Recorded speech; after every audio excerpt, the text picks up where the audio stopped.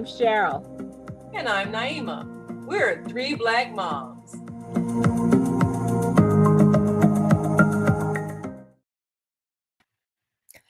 I'm going to start this show with a disclaimer. My sisters and I all have college degrees. Our children, I believe, all have college degrees. At least one has advanced degree, and another is going for an advanced degree. So, and even though our parents didn't have college degrees, they both had college, experience. They both went to and got some college. So I'm saying this not as a college elitist, but as someone who has looked and talked to other people who maybe had some college but didn't finish or had no interest in going to college. And my question this morning is college really for everyone? And the reason why I say that is because things have changed since both my parents went to when our parents went to college and since my sisters and I have gone to college. College then was quite expensive, but it was still affordable. And people who are baby boomers like us all have thoughts of saying, well, I could pay for my college by my summer job. Now children, and they still are children even at 17, 18 years old, are going into six-figure debt to go to college, and sometimes they don't even finish, but that debt is still there. This Generation Z, that is in college now, and Generation Alpha, that is coming up next behind them, are worried that they won't be able to buy a house, that they won't be able to have children, that they won't be able to do a lot of things that we could do with our college degree because they will be saddled with so much debt. So, sisters, knowing all of this, can we talk about whether or not college is really for everybody and if there are alternative ways of making money? I would like to say that it is important to be willing to send your children to college, but also be willing to do the work that it might take to keep yourself from going out of debt. I know that all of my children had scholarship money, but my oldest, when she went for her master's, she actually did take out a loan. And she had those loans paid back by working overseas as a teacher. So all of her loans, all of her debt was covered in 3 years. That's not true for a lot of people. And I think it is important to be willing to have your child, your student, if they're going to go to higher education, but they can't afford higher education all at once, work years in between so that you are not saddled with debt. There are a lot of scholarships out there, but you have to work for them. You have to hunt for them. You have to find them. You have to write essays. You have to follow through. And it may be more work than a person wants to put in to get that kind of scholarship coverage. And it's okay for higher education to go ahead, go to school for a year, work a year, go back a year, work a year. It all seems so important to get everything done all at once. But the truth is, you don't have to. My youngest daughter went to college the first year, the second year, and then she worked years in between and recently got her degree. And it was okay because some students, some young people need to work first, find whatever avenues of interest or love or passion that they have, and go ahead and do that thing, and then maybe follow through with college. A lot of students these days go to college to please their parents, and they sometimes take subjects that they are not interested in, but they're doing this to please their parents. And there are other ways of being able to be fulfilled in an industry that you love, that you have a passion for. You could go to a trade school first. You could go to a 2-year college first. You can do these things over time and recognize what your dream is, what your passion is. But you don't necessarily have to go to college right off, or go to college and be there for 5 or 6 or 8 years, depending on what your major is going to be. I know of some very intelligent, well-educated people who did not go to college. Some did not even finish high school. Now, granted, they're older, but they're successful and they love what they're doing. Well, I think that is the key thing. Are you happy at what you're doing? And success can be defined pretty much, are you happy with what you're doing? If you're able to support yourself as an adult and live comfortably in the lifestyle that you would like to live, and you enjoy doing what you're doing, then college is not necessarily for you if what you need to know to do what you're doing doesn't require a college degree. We have to always remember that this this whole society is based on making a profit. Every single industry we have is a business, and the educational industry is a business. And so when the whole thing of pushing everybody to go to college, that wasn't necessary. You have a lot of things that do not require a college degree, but are necessary functions in our society, such as construction work. I mean, carpentry, plumbing, electricity. You know, these are things that are essential and they don't require college. Everything, landscaping. I mean, you have all kinds of professions. A person might even want to be a dancer, a singer, a musician. And there are many different schools, creative school, artistic schools that are not necessarily college, but training programs or programs that you can get some exposure. There are so many things that you can do that you love that people will pay you for because you're doing it well and you are able to enjoy your life. I think what has happened when we develop this elitist idea of, well, this person is more important because they have a doctorate degree or they have a master's degree or they went to such and such a school that's supposed to be an elitist school. We do that to each other, making people feel like they're of lesser value if they don't have some alphabets behind their name or they didn't go to a certain institution. And that's what has to be corrected in us. We have to change the way we see each other and learn to value people for whoever they are and whatever profession they're doing. So when we approach our children with that mindset of, what is it that you enjoy? What do you love to do? What is your passion? And then we give them the encouragement to pursue that passion and be the best that they can be at it, and give them the moral support that they need to feel good about it. Then we'll see them being successful, not only in their career, but in life. I've known so many friends who were on that college campus and didn't want to be there. And I always think about my friend who went into engineering. He hated it. His mother made him. He got out, got a job in engineering. He hated it. And, a couple of years later, after we graduated, we were talking on the phone, and he was talking about how much he hated his life because he hated what he had to get up and do every day. It didn't matter how much money he was making. He hated it. And when you hate your life, how is that success? If you love what you're doing, that is success. I have a couple of stories I want to tell, and it's funny because one is from Generation Z, and I have a couple of neighbors. We've become friends with them, and they have younger boys. Well, they're high school age. And we were over there visiting, and I was saying, oh, you're probably, because their oldest boy, I think he's like a junior or senior.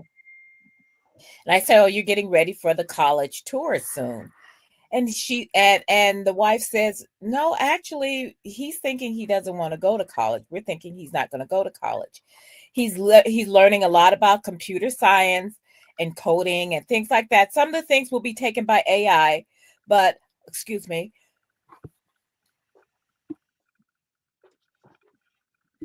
Sorry, I had a cough. Um, and so and he's learning in high school. So he's thinking he's going to get out in high and after high school and get a job right away in what he loves. The other comes from my tap teacher. Now she's in her early 70s. She's still an amazing dancer, and she has always wanted to tap. You know, this has been her life. And she says, "Well, I'm not going to retire.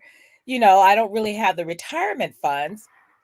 She said, "I did." And we were having this conversation yesterday, and she was saying, well, you know, I did have some college and I studied the humanities, but that's not what I wanted to do." She has a great life. She has a great life. She's in great shape. She has people who her students are younger than her by decades. She has students who are older than her by at least a decade. So this is something that she has chosen to do for her life. At some point, if she gets injured or she just decides, okay, I'll have enough, you know, she may explore, you know, what her savings look like. But for her life, she has done what she has wanted to do. And I'm going to say one more story, because when I first moved here to my house, the first person who knocked on my door lived across the street. He had been the nephew of the previous owners. He is a plumber. And so I always tell people my plumber came with my house. So when I need something, now Joey's in his 70s now, but when I need something, I can pick up my phone and my plumber will show up in a matter of minutes. He didn't go to college, but let me tell you something. He's made enough money to where he and his wife go on a vacation every year. He's doing fine. And he is the testament to the fact that college, one, probably isn't for everyone. And you can make a pretty good living just doing other work. College is great for the social learning too. And that's good. But even going to a trade school, we have to start thinking of alternative careers that aren't going to bankrupt our kids before they even get out of school.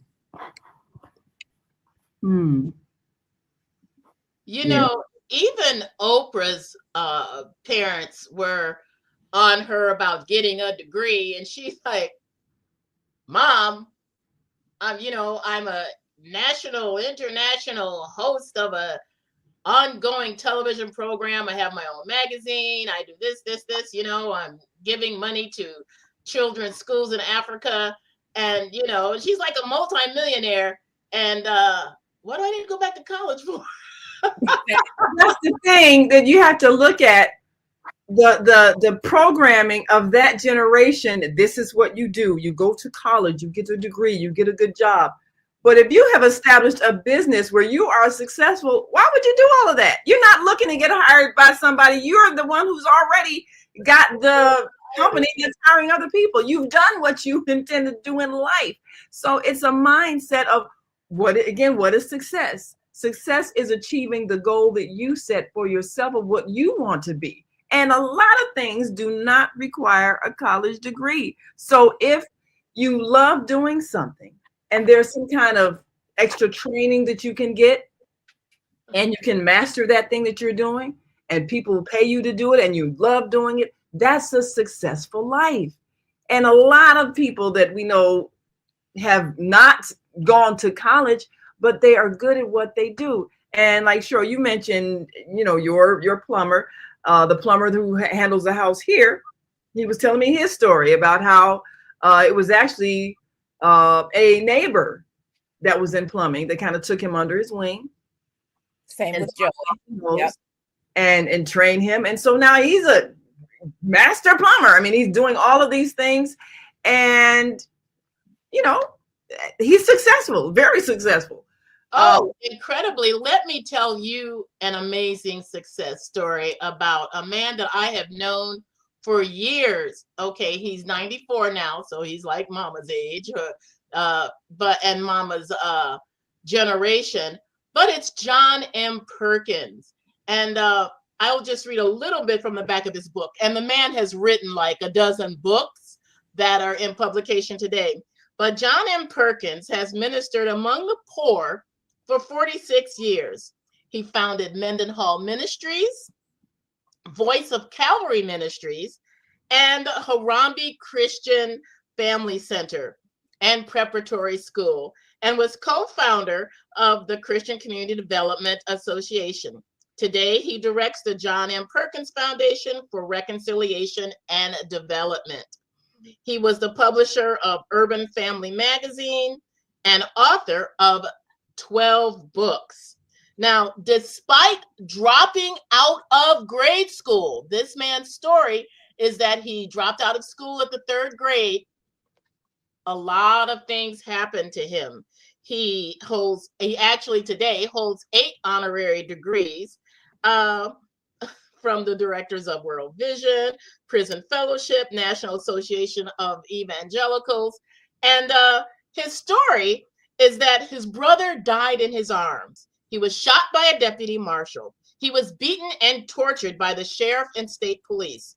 But through it all, John M. Perkins returned good for evil, love for hate, progress for prejudice, and brought hope to Black and white alike.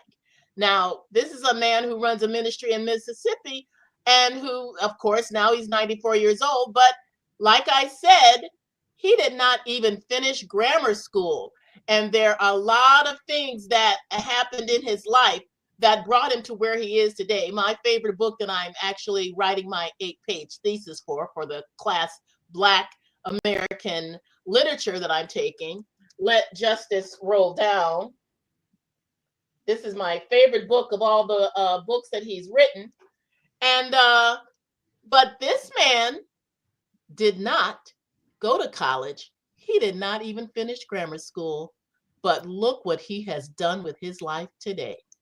Well, I have a list scrolling across the screen of careers that don't require a college degree. Of course, carpenter, plumber, electrician, bricklayer, auto mechanic, landscaper, singer, dancer, musician, painter, roofer, business owner, and as you just pointed out, book author.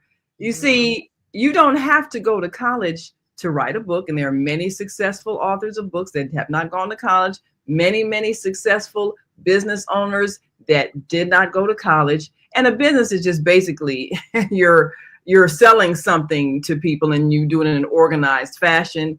And at some point, you are even able to expand and pay other people to help you sell the thing that you're selling. It doesn't require any kind of college degree. So most people who have been made to believe that unless they get a degree, they're not quite successful, need to look at what is it that I really like to do? And is this something that I can get more experience in and training in and develop my skills in? That, like you said, Cheryl, you're not going into debt to do it because you don't have to take out a loan to take these classes and be on campus and pay for housing and all that. That's not even necessary. So we just need to really pay attention to our children and their aspirations. And if they say, well, I don't want to go to college, don't feel like you got to make them or shame them into it or make them feel like they're going to be a loser in life because what they desire to do isn't what you have in mind for them.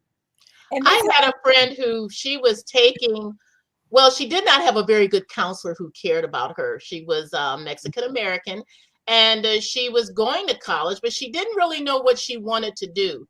And her counselor said, well, just look down the list of available opportunities and pick a subject, and that should be your major. Well, the first word was accounting. So that's what she went into. And she told me, and she's retired now, but she told me all the years that she was involved in that, she hated it. She hated it. Yes, you can't make someone love something just because you think they should. And a lot of times people, like you said, will make their children do something that they don't want to do because this is what they say are where the jobs are. But we do so much to limit our children's dreams because of the era that we grew up in, just like our parents grew up in an era where the thing to do, you get a good job with benefits so you can retire, and this is supposed to be your life so you can buy a house. You do these things this way so that you can have the security. And yeah, that might have been the way that you all did it in your time, but times have changed. And now with the internet, yesterday I was watching this seminar with somebody who is making money as a podcaster and and an influencer and getting paid all of this, but just being on the internet, and they don't have a degree. And you think, how are these people making all this money doing this? But this is the time, this is the era that they're growing up in. So they have different opportunities than what we have. The world has changed. So we have to change our advice to the young people. You can learn almost anything on YouTube. Go ahead. Yes. Yes. I know there was like something I had some I think it was a body wash, and I couldn't figure out how to open it. And I says, okay, you're not stupid. But I didn't know how to open it, and apparently it was a thing because it came up and somebody and they showed you how to do it. I says, oh, okay, so I'm not. You made a video of how to open the bottle. Somebody had to make a video, but enough people had a trouble opening this thing that somebody said, okay, if this was hard for me, it's hard for other people. But I also want to say, Barbara had brought up about like maybe taking some time, and I think what we have all done, and which was different from our parents. Now our parents were telling us, take the civil service exam. Remember that everybody used to say, well, take the civil service exam. And people don't really say that anymore. But I remember Daddy saying that even before we went to college. But it was about getting a job, being able to get some kind of stable job. And that's always good. People want to work, and they want to and they want to be able to support themselves and do the things that they want to as part of adulting. But I also remember, sometimes, even though we put our kids on the path for college, they're not always ready to go. Now, when Sarah was ready to go, when it was time for her to go, and I asked her afterward, after she'd graduated, did you want to go to grad school? Well, yes, she did want to go to grad school, but she was done for a while. She had been doing about 17 years straight of school. Since she was 4. Yeah. By that time, she says, no, I want to take some time. And so she did. She graduated in 21. She's going to be going to grad school this fall. And it's been good for her because she's also gotten the kind of experience that narrowed down what she wants to study. And this is the thing, is that we're pushing 17, 18-year-olds to go to college, know what they want to do for the rest of their lives, and then go into debt to do that. Now, sometimes it works. Like I said, I knew what I wanted to do. I knew I wanted to be in journalism from the time I was about 15. So that was easy. And I was surprised later on in my life that people were saying, you knew what you wanted to do? I had no idea.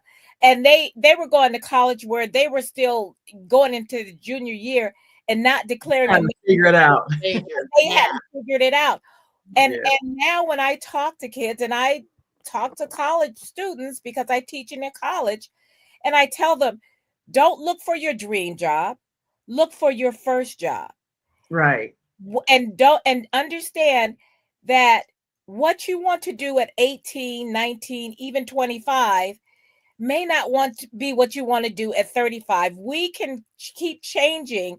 And even if you went to college for something, that doesn't mean you have to do that for the rest of your life. You're not locked in. You're not locked in. We always felt like, you start with a company, you stay there, they give you a pension and a gold watch at the end. People move around, and companies don't want you to do that anyway. So not anymore. Limit yourself. Yeah, that has changed. All kinds of ways. We didn't even put in beautician. I know that there are, schools for that. Yeah. But also higher learning.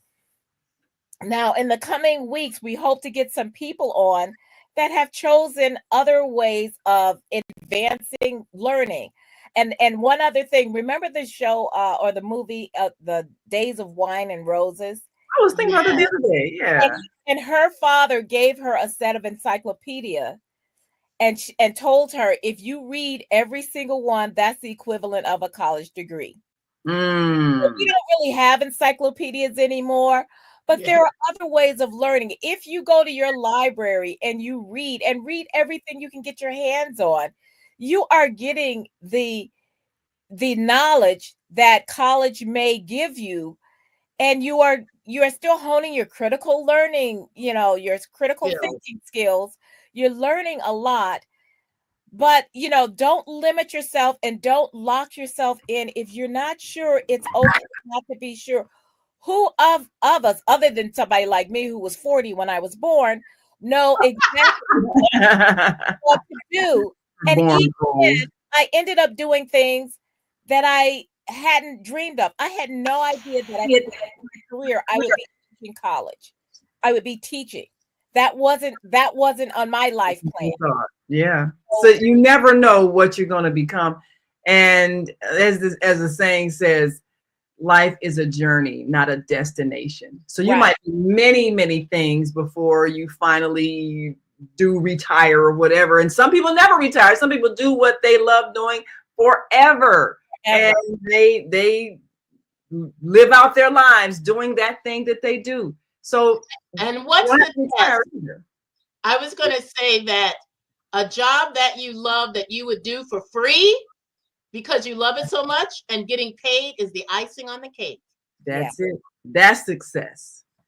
Well, it is time for us to go, and we want you to think about what you love and what you would, like you say, what you would be willing to do for free. You love it so much. And then you can master it and enjoy getting paid because you do it so well. And that is the most successful career you can have. So we're going to bring you some alternatives, people who are doing things, they didn't go into debt to learn how to do it, so that you can give your children a greater vision of what they can become without feeling stressed if you don't have all their college money saved up and maybe they didn't get the grades where they could get a scholarship. Well, that's okay. Just let them be who they are and let them enjoy life and let them master the field that they would like to be masters of and enjoy doing it and be successful at it and feel good about it and encourage them to follow it. And a gap year is also an alternative. It's okay. It's okay. Well, until next time, we want you to remember to like and subscribe to our YouTube channel, 3 Black Moms, and our Facebook page, 3 Black Moms, and feel free to leave your comments. Have you talked to your children about their true aspirations? And tell us some of the things that they said they'd like to do. We'd like to help them make that choice. So until next time, I'm Naima. I'm Cheryl. I'm Barbara. We are 3 Black Moms.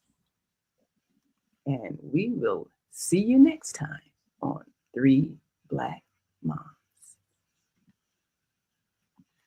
Enjoy the rest of your day.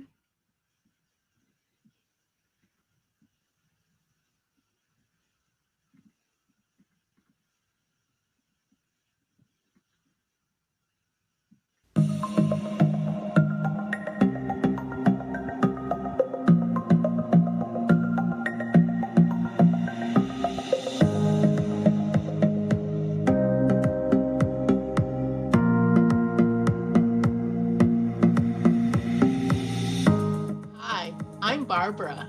I'm Cheryl. And I'm Naima. We're 3 Black Moms.